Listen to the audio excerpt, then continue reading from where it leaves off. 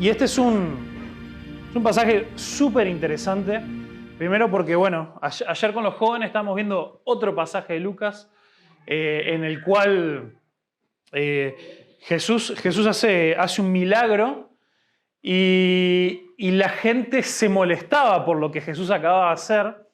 Y yo le decía, bueno, mañana vamos a ver, hoy está un capítulo antes en realidad, que es la primera vez que Jesús habla públicamente y él comparte las buenas noticias y la gente literalmente lo quiere matar. No era, a ver, está mal que lo hagamos, ¿no? Pero a veces nos sale como esa presión, ¿no? Tipo, cuando nos recalentamos con alguien, decimos, la verdad que lo quiero matar. No, esta gente no lo decía como una expresión.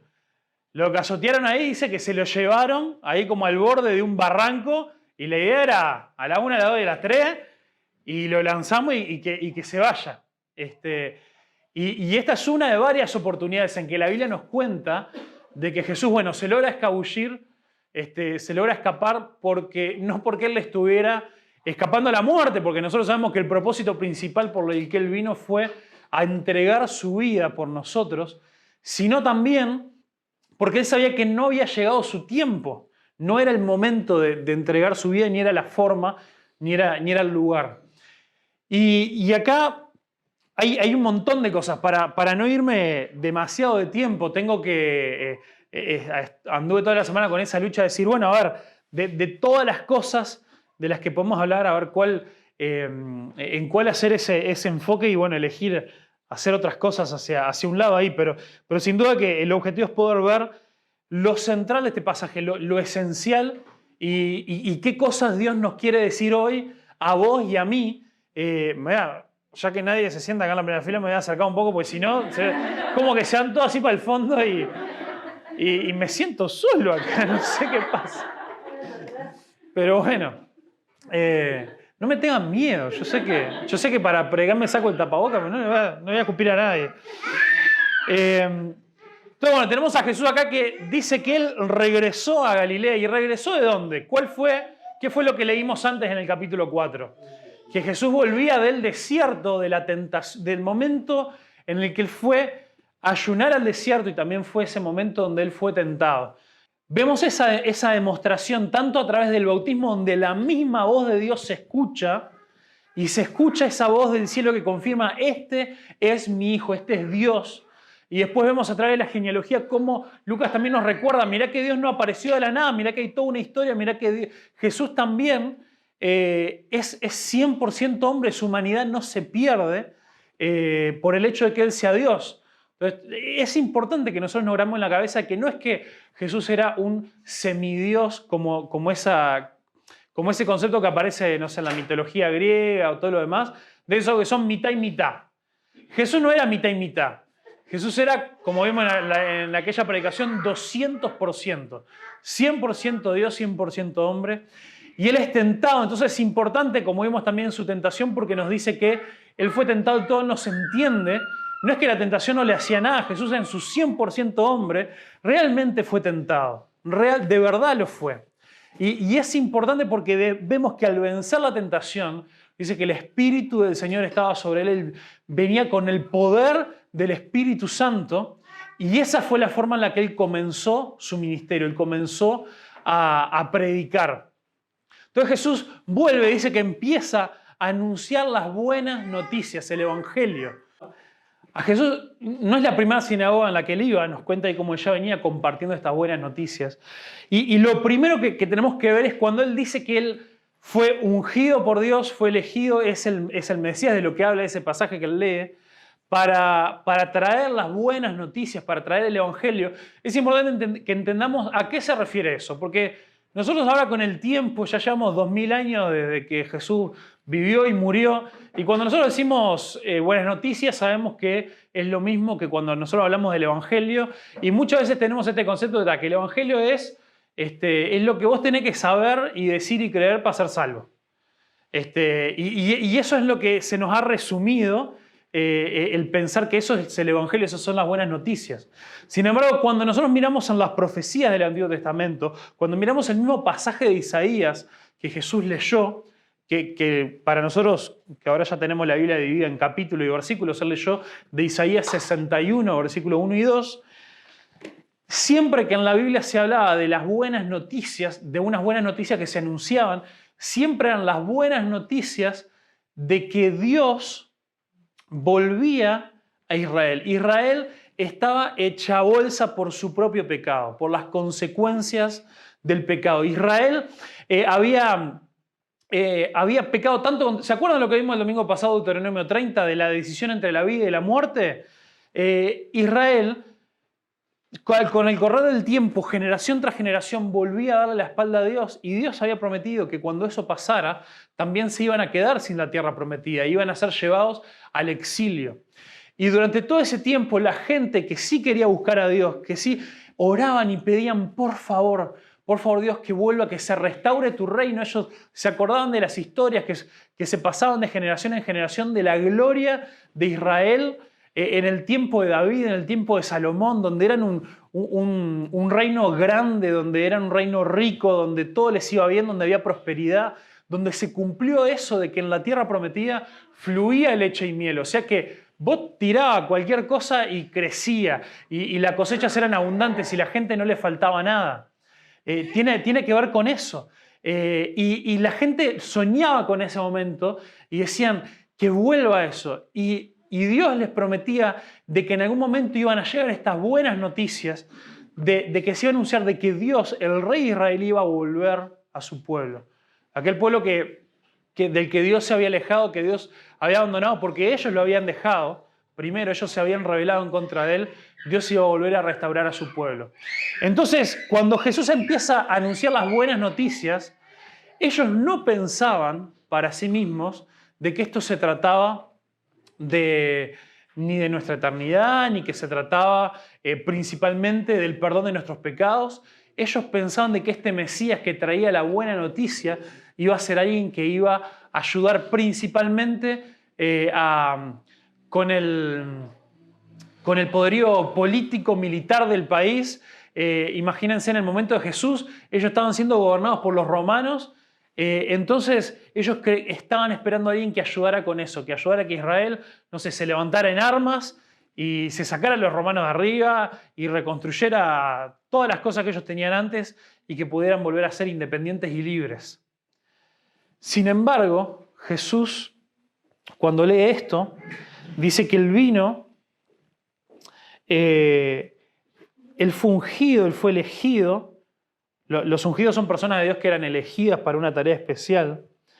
Fue ungido para llevar la buena noticia, este anunciamiento de que Dios volvía a su pueblo, a los pobres. Y después, y no es que los pobres es una cosa más de la lista, sino que las cosas que dice después son como características de los pobres. Y esto es importante por algo que vamos a ver después, ¿no? Dice que Él viene a anunciar las buenas noticias a los pobres. ¿A quiénes? A proclamar a los cautivos que van a ser liberados, a los ciegos que verán y a los oprimidos que serán puestos en libertad, y que llegó el año del favor del Señor. Y acá también hay una diferencia en cómo nosotros entendemos pobreza hoy en día en nuestra sociedad y cómo ellos entendían pobreza.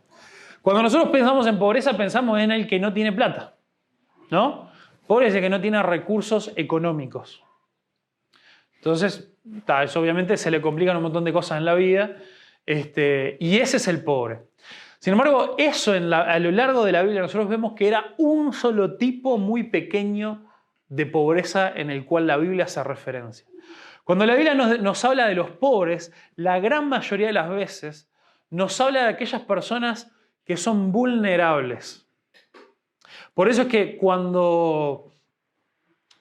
muchas veces cuando se habla de que los hijos de Dios, de que la iglesia, después en Santiago, por ejemplo, pasa, ¿no?, que nosotros tenemos que ocuparnos de los pobres, nos da el ejemplo de dos tipos de personas muy clarito, que son las viudas y los huérfanos.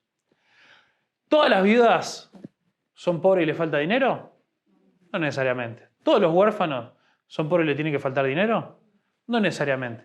Muchas veces están muy relacionados. ¿Pero por qué? Pero tiene que ver con la raíz o con la razón o desde dónde surgen sus problemas. Sigue pasando hoy en día, pero imaginémonos que en esa época era muchísimo peor. Que hoy en día, bueno, es mucho más común, que bueno, las mujeres tienen sus profesiones, sus trabajos, proveen para su familia, todo un montón de cosas. En ese entonces eran muchísimo más dependientes de los hombres. Cuando se quedaban viudas, si no aparecía otra persona que se quisiera casar con ellas para proveerles sus necesidades, realmente quedaban en el horno. Y aparte también está el tema de que no solamente quedaban en el horno, sino que la sociedad, el resto, se podían aprovechar de esa necesidad, de esa vulnerabilidad. Pasa lo mismo con este otro ejemplo que da después de los cautivos. Los cautivos ahí está hablando principalmente, porque después usa los oprimidos después, pero cuando habla de los cautivos está hablando de toda esta situación que nosotros vemos cómo Jesús iba pueblo tras pueblo liberando a personas endemoniadas. Gente que estaban completamente, que su situación espiritual era tan pero tan grave que se les había arruinado completamente la vida. Después escuchamos de un endemoniado que vivía en unas cuevas porque no podía ni siquiera sostener una vida en la sociedad. A otros que los tenían que encadenar porque el hecho de que salían tanto de sí, era tanta las demostraciones físicas violentas que le sucedían que no era seguro ni siquiera dejarlos vivir con otra gente. Entonces, esa cautividad que ellos tenían espiritual hacía que realmente sean vulnerables, que su vida fuera frágil. La forma en la que ellos vivían era frágil. Después acá nos habla de que los ciegos verán. Ayer, la historia que vimos ayer, que es del capítulo 5, nos hablaba no de un ciego, sino de un paralítico. Pero en esto también Jesús engloba toda la situación de aquellos que tenían problemas físicos, enfermedades, cosas con las cuales vivían. Ayer también estuvimos hablando de muchas de las consecuencias que traía para la gente que vivía con esas enfermedades, con ceguera, o eran paralíticos o todo. Hoy en día ya sabemos que es un bajón. De nuevo, en esa época, multipliquémoslo por 20, donde no había hospitales, donde no había tratamientos, donde no había, no sé, silla de rueda, donde no había, no sé, imaginémonos hoy en día cómo de a poco se van adaptando, ¿no? No había libros en braille para los ciegos, no había veredas donde no había un escaloncito porque se lo dejaban en rampita para que pudieran ir y que no tuvieran complicaciones. Era mucho peor. Realmente eran abandonados. Y lo otro que también es esencial en este contexto, que también lo mencionamos ayer, perdón los jóvenes que le estoy repitiendo un montón de cosas, pero tiene que ver con esto de que a la gente que sufría de esta manera, los pobres, muchas veces se asumía equivocadamente, pero la sociedad asumía que ellos lo que estaban viviendo estaban viviendo las consecuencias de sus pecados o de los pecados de su familia. Al que le va mal, al que es oprimido, al que es pobre, al que está enfermo, lo que le pasa es que está pagando por sus pecados o los pecados de alguien de su familia. Y esto también, en esa sociedad de líderes religiosos tan así, los aislaba muchísimo. Y lo que Jesús viene a decir, bueno, después los oprimidos que van a ser puestos en libertad, habla realmente de que la gente que era pobre por muchas de estas situaciones, entraba tanto en deuda que la única forma de saldar sus deudas era vendiéndose a sí mismos como esclavos. No pensemos en la esclavitud que a veces nosotros conocemos y tenemos en mente de que se dio después en la época colonial, donde los imperios iban y literalmente raptaban a personas y a pueblos enteros para hacerlos esclavos. La esclavitud en este momento en el Imperio Romano era horrible también y se funcionaba de maneras no muy buenas, pero la mayoría de la gente entraba en esta situación de esclavitud de una manera opcional, llamémosle, porque eran tantas las deudas que tenían que la única forma era venderse a sí mismos como esclavos para poder ir pagando su deuda. Y Jesús dijo que a esta gente Él les vino a traer buenas noticias. Buenas noticias. Entonces, esto es un poco de la razón por la cual Jesús dice que Él vino para traerle buenas noticias a los pobres, al vulnerable, aquel que ha sido oprimido. Y nosotros si decimos acá, bueno, a ver, el título ese que yo pasé ahí por WhatsApp o lo que sea, decía de que, bueno, cuando las buenas noticias molestan. ¿A quién le puede molestar esto? ¿No suena bárbaro de que Jesús vino a hacer esto? Bueno, vamos a ver lo que pasó, ¿no? Toda esta gente lo había venido a escuchar porque Jesús ya se había empezado a hacer una fama con el hecho de que él justamente sanaba a estas personas, se habían endemoniados, los liberaba, le traían enfermos y los sanaba, y esta gente estaba esperando eso y quedaron muy sorprendidos porque lo tenían a Jesús en esta categoría de alguien que, bueno, qué lindo, un profeta de Dios, alguien que Dios le dio poder para sanar, qué lindo, qué simpático. Si tenemos algún amigo medio enfermo, se lo vamos a traer. Pero el problema es que con esto Jesús estaba diciendo, yo soy el Mesías, yo tengo autoridad, yo no soy un profeta más que apareció acá de la nada, yo soy aquel a cual todas las escrituras, todo el Antiguo Testamento apunta, todo esto se trata de mí y yo soy el único que puedo venir a traerles libertad. Incluso, no solamente el Mesías, incluso dice que él mismo también tenía esta autoridad divina. En esta última frase significa mucho, que es una de las cosas que me encantaría pasar mucho más tiempo, la tengo que dejar media rápido. Cuando él dice, termina ese texto diciendo, ha llegado el tiempo del favor del Señor o el año agradable del Señor. Esa es una frase que se usa en la Biblia para referirse al año de jubileo. ¿Cuántos han escuchado del año de jubileo? Ahí va. Como un pequeño recordatorio. El pueblo de Israel tenía unos ciertos ciclos que Dios había determinado en la ley. El más conocido que nosotros sabemos es cada 7 días, el día de descanso. El sábado, que no era el sábado, en realidad arrancaba desde la puesta del sol del viernes hasta la puesta del sol del sábado, que era ese tiempo especial para descansar. Y no era descansar para decir, me voy a echar, sino realmente disfrutar de la creación, disfrutar de la provisión de Dios, reconocer a Dios en todas las cosas. Y después también empiezan a aparecer otros patrones de 7 que tienen que ver que cada 7 años también había un montón de cosas que se tenían que hacer, principalmente con la tierra. Si vos estabas cultivando una tierra, es una práctica que es increíble la sabiduría que Dios le dio, porque hoy en día los agricultores la practican, que es lo que se llama dejar descansar a la tierra. Vos no podés cultivar el mismo tipo de cosa en un campo por mucho tiempo porque le sacás todos los nutrientes que necesita para crecer ese tipo de cultivo.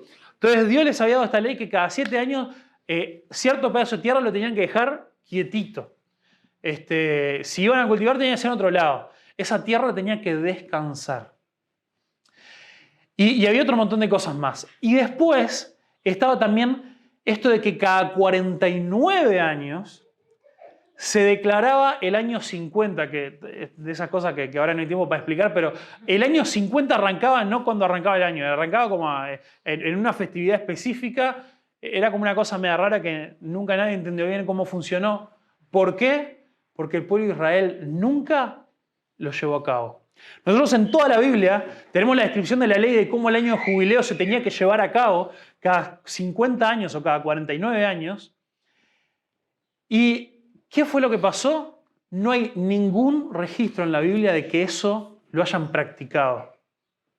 ¿Por qué? Porque nunca llegaron a cumplir ellos 49 años realmente sirviendo a Dios de todo su corazón y cumpliendo con todas las leyes. Entonces en las profecías Dios les empezó a decir de que en algún momento cuando Él viniera a restaurar todas las cosas, cuando Él viniera a restaurar a Israel, cuando viniera el Mesías, el enviado de Dios, Él iba a llevar a cabo este año del favor del Señor, este jubileo, pero un gran jubileo en el cual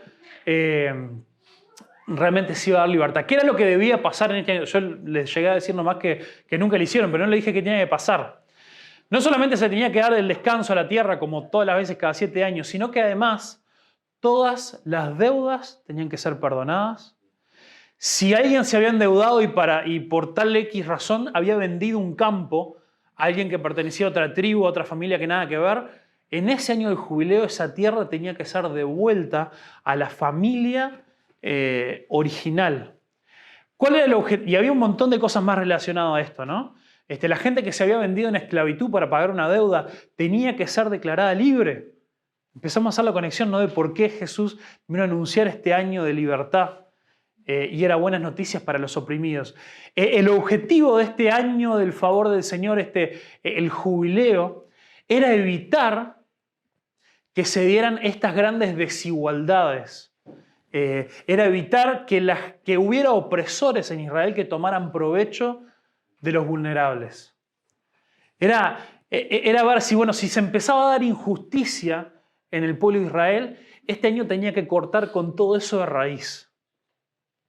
Y sin embargo, como el pueblo de Israel nunca lo practicó, pasaron los años, no 49 ni 50, pasaron cientos de años, y la injusticia solamente se acumulaba. Y los opresores cada vez crecían más, se hacían más ricos y se hacían más poderosos a cuestas de aquellos a los cuales ellos pisoteaban. Y Jesús dijo, yo vine a cortar, a terminar con todo eso. Vengo a traer buenas noticias. Entonces y hay otra cosa, Jesús no lee el pasaje entero de Isaías, ¿no?, del rollo. Jesús lee una parte. Si nosotros vamos ahí a Isaías 2, nos va a llamar la atención que Jesús ni siquiera termina el versículo 2, lo deja por la mitad. No es que a ellos se les dividía en versículos, pero no terminó la oración, digamos. Pero estos judíos conocían muy bien la palabra de Dios. Era lo que ellos habían estudiado toda su vida. Lo podían recitar de memoria. Es como si yo les digo la mitad de un refrán, estoy seguro que todos ustedes en su cabeza lo completan. Yo digo, más vale pájaro en mano que 100 volando. A ver, ¿algún otro refrán ahí que haya por ahí? ¿A caballo regalado? Excelente. Entonces, cuando Jesús termina diciendo, ha llegado el tiempo del favor del Señor, o ha llegado el año del favor del Señor, ellos enseguida sabían clarísimo qué es lo que venía. Si nosotros vamos a Isaías 61, versículo 2, dice, ha llegado el año del favor del Señor y he venido a hacer juicio en contra de los enemigos de Dios. Lo parafraseé ahí, pero a ver. Chan, chan, chan. Acá, 61. Dice, Él me ha enviado para anunciar que los que se lamentan que ha llegado el tiempo del favor del Señor junto con el día de la ira de Dios contra sus enemigos, dice acá mi versión. Y Jesús también les dice que su llegada implicaba un juicio también sobre los enemigos de Dios. Y claro, ellos hasta ese momento contentazos. Porque decían, qué bueno, llega el año del favor del Señor que nos beneficia a nosotros, a Israel. Y por otro lado, el juicio de Dios va a venir sobre los enemigos de Dios, que en la cabeza de ellos, de los judíos, era cualquiera que no es judío. Cualquiera de los gentiles, los romanos son enemigos de Dios, lo de las otras naciones que nos rodean. Ellos estaban en el papel de víctima, ellos estaban... Es verdad, qué bueno que viniste a traer buenas noticias a los oprimidos, porque nosotros estamos siendo oprimidos por los romanos. Qué bueno, me encanta. Y ellos se asombraban por su sabiduría y ahí decían, ¿quién es este? No es el hijo de José, porque era del pueblo donde nació Jesús, aunque Jesús ya se había ido hace un tiempo, pero ahora vuelve y todavía lo ubicaban. Decían, este es el hijo del carpintero. Y ahí, pero claro, ellos decían, mirá, a ver, si dice ahí que pensaron, ¿no? O que Jesús, sabiendo lo que ellos pensaban, decían, bueno, a ver, pará, nosotros te conocimos, te vimos crecer, todo bien. Si vos vas a venir a decir ahora de golpe que sos el Mesías, que sos el enviado de Dios, no sé, hace uno de esos milagros para demostrarlo, como venimos escuchando que has hecho en otros lados. Entonces ahí es que Jesús les dice, seguramente, versículo 23, seguramente ustedes me citarán el proverbio que dice, médico, cúrate a ti mismo para decirme, haz milagros aquí en tu propio pueblo, como los que hiciste en Capernaum. Pero les digo la verdad, ningún profeta es aceptado en su propio pueblo. Entonces Jesús sabía, porque después a lo largo de su ministerio lo pasó muchísimas veces, que no importa el milagro que le hiciera. Cuando la gente tenía su corazón cerrado y no lo quería aceptar, no importa lo que él hiciera, la gente iba a seguir obstinada. Y él le dice, acá no se trata de que yo vaya a hacer un milagro para demostrarles nada a ustedes, acá se trata de que ustedes tienen su corazón cerrado. Y la forma en la que quedó completamente demostrado es que Jesús dijo dos cosas que hicieron que ellos de admirarlo pasaran a querer matarlo. Y ahí Jesús sale con algo, sale como atrás de un pino con algo que nosotros podemos decir, ¿qué tiene que ver con todo esto? Pero es súper importante.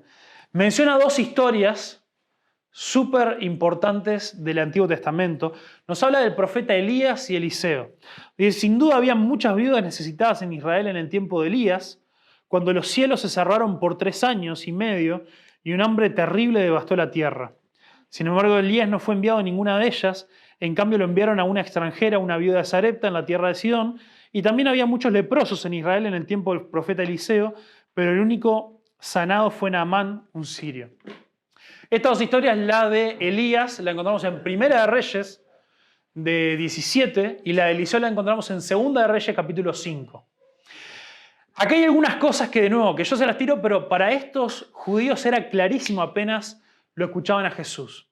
Primero, estas dos historias pasaron durante un tiempo donde claramente Israel estaba completamente opuesto a Dios. Israel se habían convertido en enemigos de Dios porque ninguno de los reyes que había en Israel eran buenos, todos hacían lo malo. Hacía tiempazo que estaban adorando a otros dioses. Incluso enseguida, después de una de estas historias, lo que surge, la historia que sigue, ¿se acuerdan cuando Elías termina matando a los 400 profetas de Baal? Porque todos los profetas en Israel estaban adorando a otro Dios.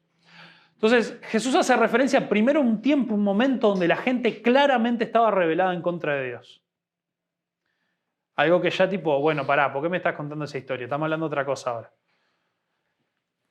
Segundo, dice claramente, que es lo más obvio que parece ahí, que es que en esos momentos, habiendo habido muchas viudas, que estamos diciendo que son uno de estos grupos vulnerables, y habiendo habido muchos leprosos, que era una de las enfermedades más vulnerables, porque no solamente se te caían los pedazos de piel, sino que la gente te apartaban completamente de la sociedad, te hacían vivir afuera de las murallas de la sociedad.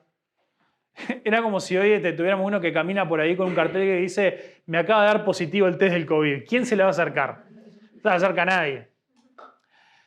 Entonces, dice, había mucha gente israelita dentro de eso, pero estos profetas fueron, ayudaron, sanaron a estas personas que no eran del pueblo de Israel. Entonces, hay varias cosas que se desprenden de esto. Primero, esta es una confirmación con el caso de Naamán, de que el pobre, el vulnerable, no es solamente el que no tiene dinero. Naamán era un capitán del ejército sirio. Era un tipo que tenía muchos hombres a su cargo, era un tipo muy rico, con mucho poder. Pero él tenía una condición de pobreza interna por su enfermedad que lo llevaba también a tener una pobreza interior, una pobreza en su ser, una necesidad de Dios. Y por otro lado, en el caso de la viuda y también con Naamán nos confirma de que esta buena noticia que Jesús anuncia no es solamente para los del pueblo de Israel, es una noticia que iba a ser anunciada a todos, a los gentiles, que trascendía. Y por consecuencia, ¿qué nos queda? Que estos pueblos rodeados, los gentiles, todos los que no eran israelitas, no eran ellos los enemigos de Dios. Los enemigos de Dios que iban a recibir este juicio, este castigo, son aquellos, quien quiera que sea, del pueblo que pertenezcan, sean israelitas o no, que habían decidido darle la espalda a Dios. Entonces, acá Jesús les está diciendo, ustedes hoy, con sus vidas, con la forma en la que ustedes están llevando adelante todo esto, con el hecho de rechazar a los gentiles, con el hecho de la forma en la que ustedes están oprimiendo y tomando ventaja de los vulnerables, ustedes solos se han convertido en enemigos de Dios y en objeto de su juicio y de su ira. Sin embargo, para aquellos que, como dicen en el Sermón del Monte, son pobres de espíritu, reconocen su necesidad ante Dios, yo vine a traer buenas noticias. Vine a traer nuestras buenas noticias. Entonces, redondeando, para nosotros, quienes formamos parte del reino de Dios, Jesús vino anunciando estas buenas noticias de que el reino de Dios se había acercado. ¿Por qué? Porque llegó el rey. Jesús en este pasaje anuncia que Él es el rey y había llegado para restaurar su pueblo. A partir de ahí es que Jesús comienza a decir: el reino de Dios se acercó. Y cualquiera que sea un seguidor de Jesús, cualquiera que sea una de estas personas que Jesús ha liberado, porque le hemos entregado nuestra vida a Él, porque nuestro pecado ha sido perdonado, porque tenemos fe y queremos seguir a Jesús, somos parte de su pueblo. Esta historia tiene implicancias muy fuertes para nosotros, los que somos seguidores de Jesús. Si es que lo somos y no nos pasa esto de que creemos serlo y en realidad somos enemigos de Dios. Pero si vos y yo somos seguidores de Jesús, primero analicemos nuestra vida para ver si somos parte del reino de Dios. Que no nos pase como estos fariseos que estaban convencidísimos que si había alguien que iba a ser enemigo de Dios y iba a recibir su juicio, no iban a ser ellos. Ellos está todo bien. Sin embargo, muy rápido, con un par de historias que ya estaban en la Biblia, Dios les confirmó que ellos estaban enemistados con Dios. Número 2, nosotros debemos hoy como seguidores de Jesús, tenemos que seguir anunciando estas buenas noticias. Tenemos que seguir anunciando que estamos viviendo el año del favor del Señor o el tiempo agradable de Dios. ¿Qué significa esto? Significa que estamos en un momento histórico que gracias a Dios viene durando tanto tiempo, en el cual tenemos la oportunidad de arrepentirnos, tenemos la oportunidad de volvernos a Dios, tenemos la oportunidad de decirle a la gente que sus pecados pueden ser perdonados, que Dios quiere restaurar sus vidas, que Dios quiere cambiarlas para siempre. Y además, vos y yo tenemos que vivir de tal forma que nuestras vidas, nuestra comunidad, nuestra iglesia, sea buenas noticias para el vulnerable. Yo tengo una idea, un pensamiento, algo que no lo he leído en ningún comentario bíblico ni nada, hasta que creo que quizá algunos pueden estar en desacuerdo conmigo. Principalmente el reino de Dios es buenas noticias para aquellos que se arrepienten, porque reciben perdón por su pecado y pueden vivir para siempre. Pero si vos y yo, si aquellos que dimos ese paso, si vos y yo vivimos de tal manera que seguimos anunciando el año del favor del Señor, que nuestras vidas, nuestra iglesia, puede ser buenas noticias para los vulnerables, aunque esos vulnerables no quieran seguir a Jesús. Obviamente que no recibirán las buenas noticias de forma completa, no van a poder disfrutar de una eternidad junto a Dios, que es lo principal, es lo que nosotros queremos y deseamos. Pero Jesús, a lo largo de todo su ministerio, liberó a gente, alimentó a personas, sanó a personas, extendió su mano a aquellos que después le dieron la espalda. Porque Jesús vino a traer buenas noticias, vino a ser ese rey, vino a traer su gracia, vino a traer su amor, su perdón, todas estas demostraciones de su poder, aún para aquellos que al final del día le dijeron: yo no te quiero, yo no te voy a seguir, yo te voy a dar la espalda. Entonces nosotros vivamos nuestra vida, seamos una iglesia, de tal manera que cuando salgamos como iglesia, cuando vivamos nuestra vida, podamos ser buenas noticias para el vulnerable, para el pobre, para el afligido, para el menesteroso, usando las palabras de quienes fueron a la cueva de Adulam. Nosotros podemos decirles: mirá, yo soy un seguidor de Jesús, yo quiero vivir de tal manera que mi vida sea buenas noticias para vos. En muchos de los casos, si vivimos de esa manera, la gente va a decir: yo quiero ese Dios que vos tenés. Pero sino que Dios nos use para poder traer de su justicia, de su igualdad, de su trato con la gente a los que nos rodean. Entonces creo que el gran desafío que nos queda es que nosotros podemos ayudar desinteresadamente a la gente. No ayudar para ver si después empiezan a venir a la iglesia. No ayudar para ver si le doy esta ayuda, entonces a ver si después me escuchan.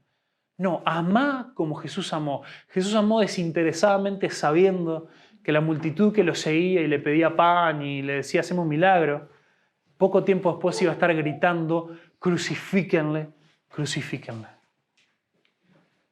Vivamos de tal forma que la gente solamente pueda decir: yo solo sé que tenía frío, pero estoy abrigado. Tenía hambre, pero estoy alimentado. Era huérfano, pero ahora tengo familia. Era despreciado, pero ahora soy amado. Estaba en la calle, pero ahora tengo un hogar. Y la gente que me lo dijo y que me lo dio, me mostró a Jesús. Nuestro objetivo, nuestro desafío, nuestro ejemplo es anunciar el año del favor del Señor, anunciar las buenas noticias de que nuestro Rey cambia vidas, de que nuestro Rey transforma, de que nuestro Rey vino a establecer su reino entre nosotros. Y ese reino tiene que ser contagioso. Si nosotros vivimos de esta manera, yo estoy seguro que muchas de esas personas que sean puestas en libertad, que sean sanadas, que sean alimentadas, van a decir, yo quiero ese Dios para mí.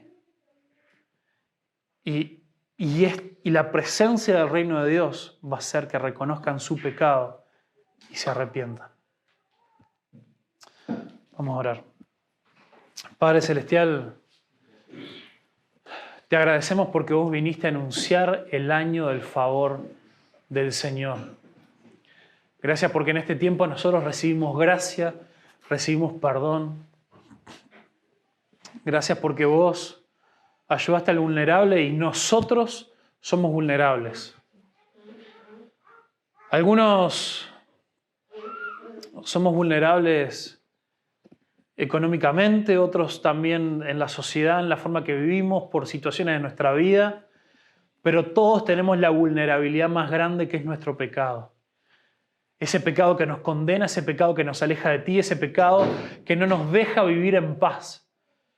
Y muchos de nosotros somos oprimidos porque estamos oprimidos por nuestro propio pecado. Y queremos pedirte, Dios, que vos nos liberes. No queremos vivir más así, queremos ser parte del reino de Dios, queremos tener nuestros pecados perdonados. Y queremos vivir de tal manera que ahora nuestra vida anuncie buenas noticias a los que nos rodean. Gracias a Dios porque tu mensaje no fue solamente a los judíos. Vos viniste a traer vida y salvación a todo el mundo, aquel que tiene fe, aquel que se entrega, aquel que se arrepiente, aquel que te sigue. Señor, es poca nuestra fe, pero creemos. Ayuda nuestra fe. Ayúdanos, Señor. En el nombre de Jesús. Amén.